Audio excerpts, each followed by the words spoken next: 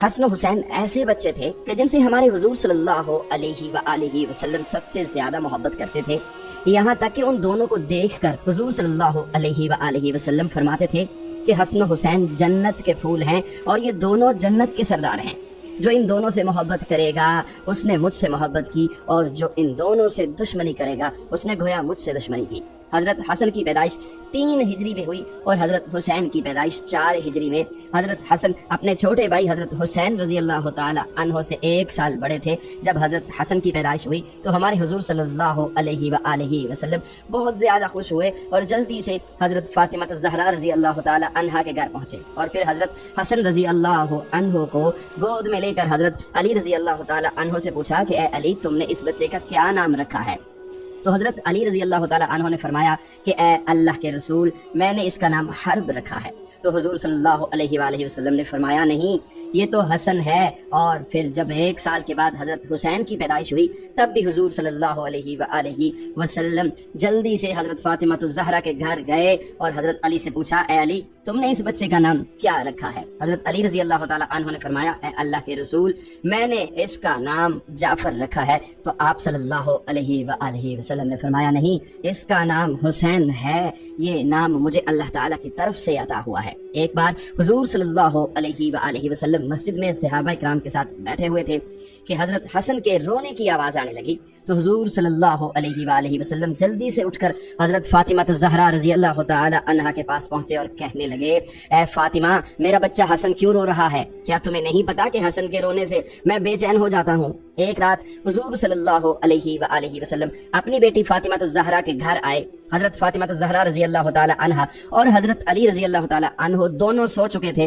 جبکہ حضرت امام حسن رضی اللہ تعالی عنہ بھوک کی وجہ سے رو رہے تھے۔ رونے کی آواز سن کر حضرت فاطمہ اٹھنے لگیں تو حضور صلی اللہ علیہ وآلہ وسلم نے کہا تم لیٹی رہو، اور پھر خود حضور صلی اللہ علیہ وآلہ وسلم نے ایک برتن لیا اور آنگن کے درمیان میں کھڑی بکری کا دودھ نکال کر حضرت حسن رضی اللہ تعالی عنہ کو اپنے ہاتھوں سے دودھ پلایا۔ حضرت حسن رضی اللہ تعالی عنہ نے پیٹ بھر کر دودھ پیا اور پھر خاموشی سے سو گئے۔ ایک بار حضور صلی اللہ علیہ وآلہ وسلم صحابہ کو نماز پڑھا رہے تھے کہ اتنی دیر میں حضرت حسن و حسین مسجد میں آ گئے، اور پھر چلتے چلتے حضور صلی اللہ علیہ وآلہ وسلم کے مصلی کے پاس پہنچ گئے اور وہاں پر کھیلنے لگے۔ جب حضور صلی اللہ علیہ وآلہ وسلم سجدے میں گئے تو حضرت حسن و حسین آپ کی پیٹھ پر سوار ہو گئے۔ ہمارے حضور صلی اللہ علیہ وآلہ وسلم نے سجدہ لمبا کر دیا اور تب تک انتظار کیا کہ جب تک یہ دونوں بچے میری پیٹھ سے اٹھ نہ جائیں۔ آپ صلی اللہ علیہ وآلہ وسلم نے خود بخود سجدہ ختم نہیں کیا جب تک یہ دونوں بچے آپ کی پیٹھ سے اترے نہیں، اس وجہ سے کہ کہیں آپ سجدہ ختم کریں اور پیٹھ پر سوار حسن و حسین کو چوٹ لگ جائے۔ اس دن حضور صلی اللہ علیہ وآلہ وسلم نے اتنا لمبا سجدہ فرمایا کہ پیچھے صحابہ کو شک ہونے لگا کہ کہیں وہی تو نازل نہیں ہو گئی، یا پھر حضور صلی اللہ علیہ وآلہ وسلم کی روح تو پرواز نہیں کر گئی۔ دوستو، یہ تھی ہمارے حضور صلی اللہ علیہ وآلہ وسلم کو حسن و حسین رضی اللہ عنہم سے محبت۔